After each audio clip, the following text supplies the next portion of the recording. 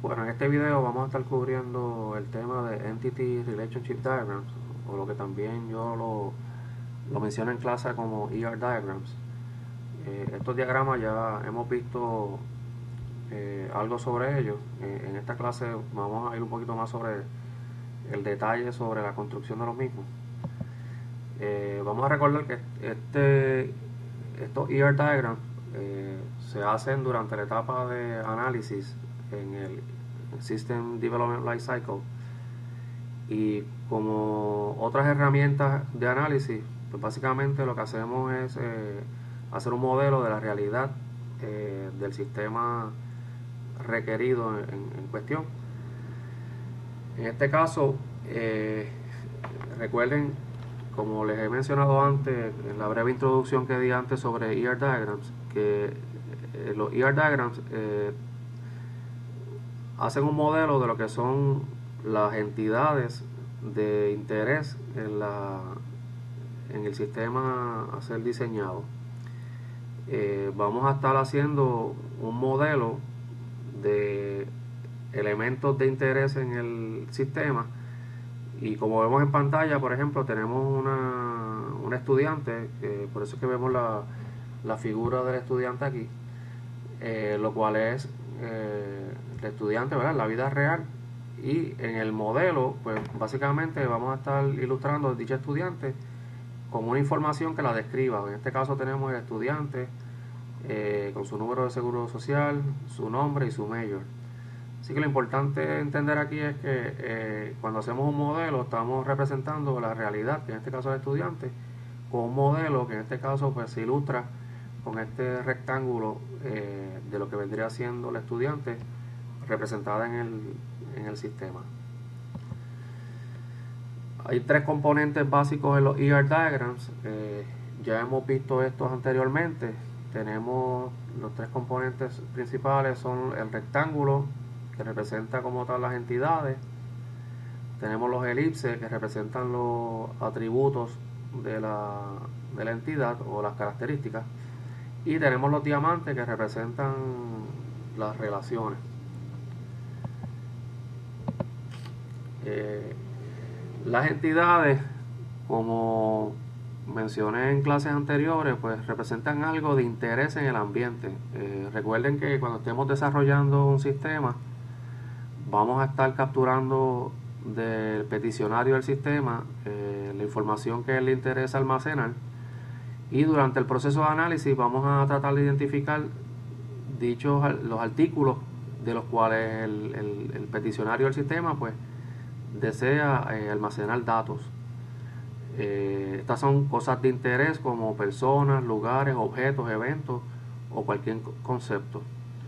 En el caso de conceptos estamos hablando de órdenes de compra, facturas, conceptos que son de interés almacenar en un sistema en cuestión. En los ER Diagrams, como ya sabemos, las entidades son representadas por un rectángulo.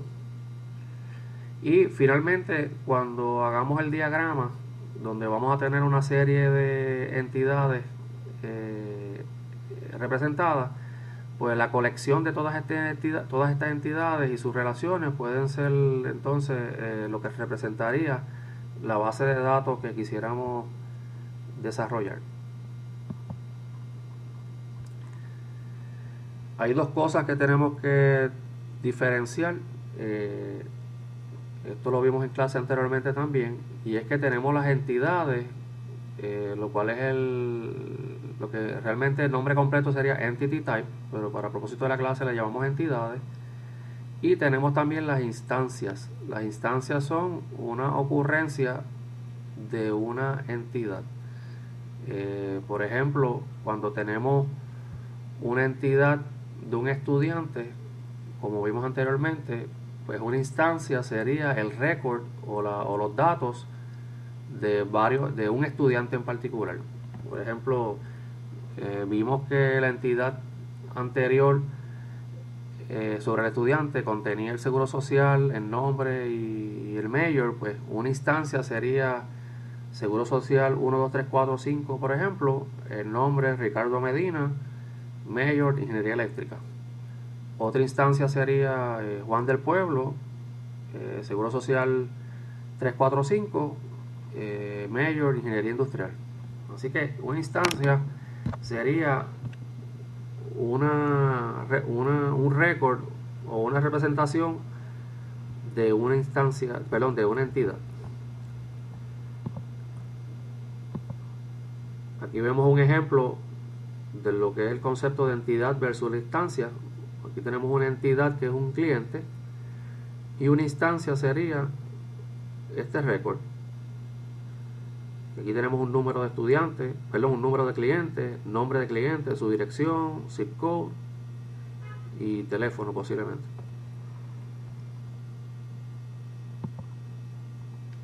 Las entidades tienen atributos. Los atributos son características de interés de la entidad. Estos atributos pues describen de una manera u otra la entidad. En el caso de una entidad que sea un ejemplo como este, un cliente, tenemos que los atributos de esta entidad sería el número de cliente, el nombre, el apellido, la dirección y el teléfono. Así que cada uno de estos elementos viene siendo un atributo. En este caso la dirección fue dividida por address, city, state and zip code, y en total aquí tenemos 8 atributos. Estos atributos en una entidad son representados por elipses. Así que aquí vemos un ER diagram donde tenemos dos entidades, physician y patient. Aquí vemos representados por elipses cada uno de los atributos de estas dos entidades. La entidad physician tiene 3 atributos: employee ID, name y address. Y aquí tenemos como atributos de paciente, tenemos patient number, name y ward. Esto viene siendo un ER diagram. Aquí estamos viendo dos entidades con el diagrama, el diamante que representa la relación. Y aquí vemos la cardinalidad, tema que ya discutimos antes, pero que lo vamos a repasar nuevamente en este video. Los atributos vienen de diferentes maneras. Tenemos los atributos que son simples y los atributos que son compuestos. Los atributos que son simples pues no se pueden dividir de manera subsecuente. Ejemplos serían género, edad, nombre, o más bien primer nombre. Por ejemplo, la edad no podemos dividir esa información, no la podemos dividir más, ni el género ni el nombre. No así tenemos también atributos compuestos, los cuales sí se pueden dividir. Por ejemplo, si tuviéramos como un atributo nombre, ese atributo sí se pudiera dividir. Se pudiera dividir en apellido, primer nombre, inicial, etc. Otro atributo compuesto sería, por ejemplo, dirección, el cual se puede dividir en calle, zip code, etc. Así que tenemos dos tipos de atributos, simples o compuestos. De igual manera tenemos también otra manera de distinguir los atributos, son que pueden venir single valued o multi valued. Los que son single valued es que solamente almacenan un valor, como el nombre indica, y el multi valued se puede almacenar más de un valor. En este caso tenemos como ejemplo hobbies. Si tuviéramos una entidad que fuese un empleado o un voluntario o una entidad representando a un individuo, ese individuo pudiera tener una característica o un atributo llamado hobbies, pero al esto poder tener varios valores, pues se considera multivalued, y en este caso ese atributo se va a representar con un elipse con doble líneas. ¿Okay? Aquí vemos un atributo multivalued, que se presenta con doble línea de elipse, y aquí tenemos la representación de un atributo compuesto. Fíjense aquí que este atributo está subrayado. Eso quiere decir que es un identifier, lo cual vamos a ver más adelante. El identifier es el atributo que identifica de manera única cada una de las instancias de una entidad.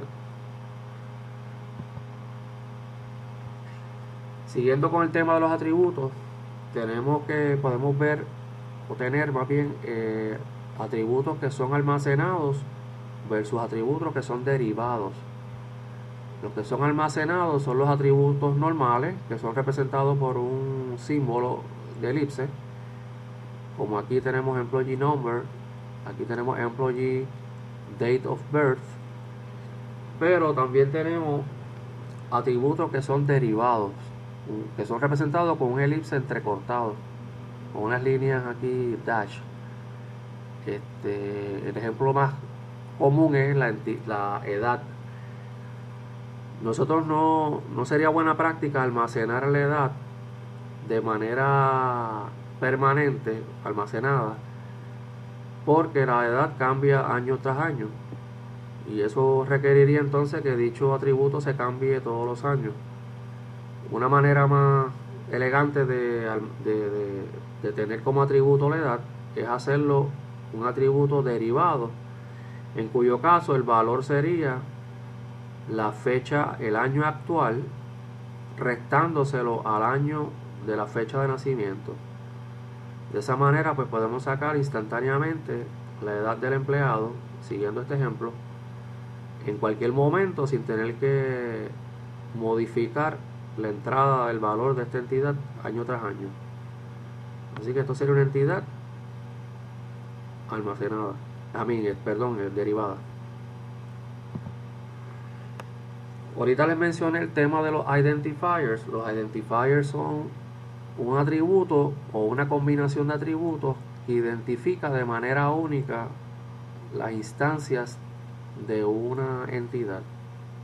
Si tuviéramos, por ejemplo, un estudiante como entidad, el número de estudiantes sería el atributo que identificaría de manera única cada instancia, y en este caso pues el student ID sería el identifier.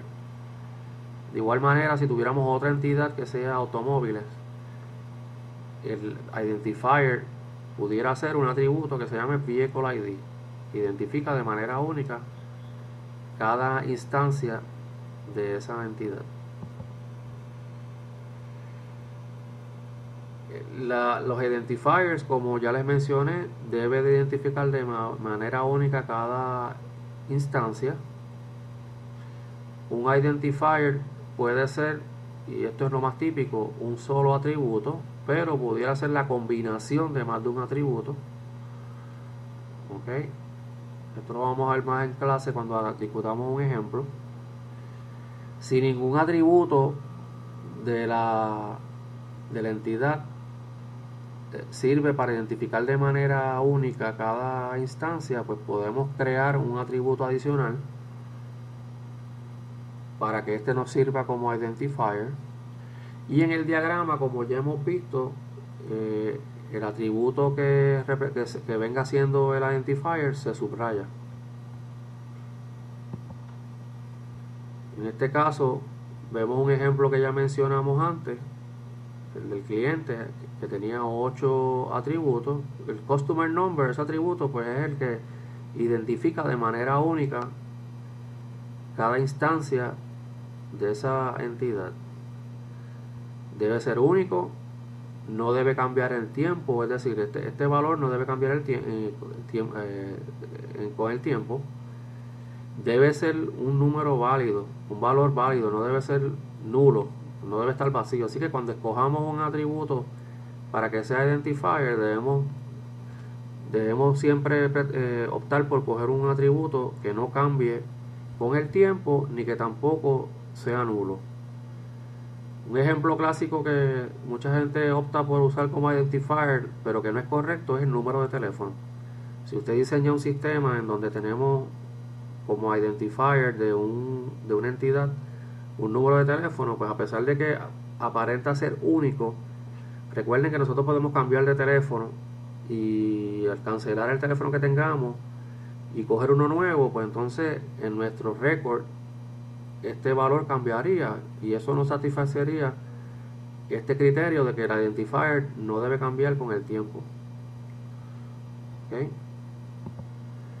Aquí tenemos unos ejemplos de una entidad con sus diferentes instancias y vemos aquí los diferentes valores de cada atributo y vemos aquí la columna con todas las instancias únicas, identificadas únicamente por este atributo que es el identifier, Customer ID. ¿Okay? Vemos aquí que, por ejemplo, last name, apellido, aquí hay dos personas con apellido Smith. Por lo tanto, este campo no pudiera ser un buen ejemplo de un identifier porque se repite y eso haría que no se identificaría de manera única.